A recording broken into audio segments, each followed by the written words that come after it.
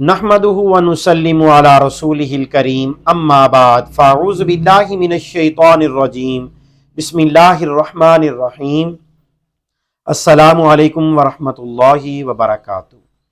میں حافظ سید محمد یاسر قادری شفا خانہ حسینیہ خانقاہ حسینیہ سے آپ بہن بھائیوں سے مخاطب ہوں۔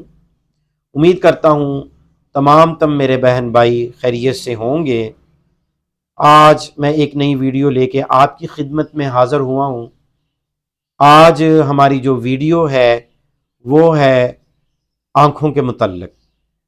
میں نے دیکھا ہے کہ چھوٹے چھوٹے بچے اور عمر میں بہت کم ہے، لیکن آج کل ان کی نظر بہت کمزور ہو رہی ہے۔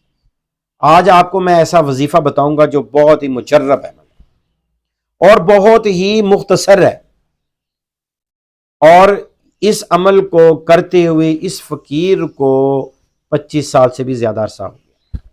آج بھی میرے یہ عمل میں موجود ہے اور اس کی تاثیر میں نے بہت دیکھی ہے۔ آج میں آپ کو اس کے متعلق دوں گا۔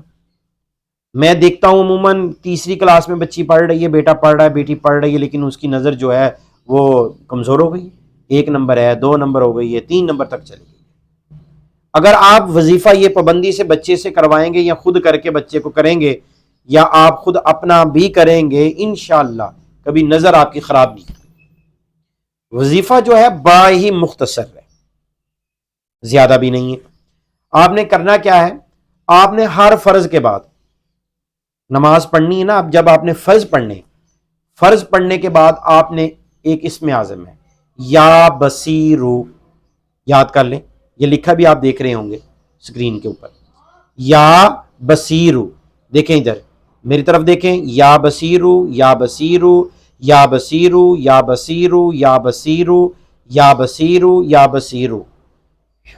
ایسے دم کیا، ایسے آنکھوں پہ اوپر آپ نے کچھ دیر لگا لینا ہے۔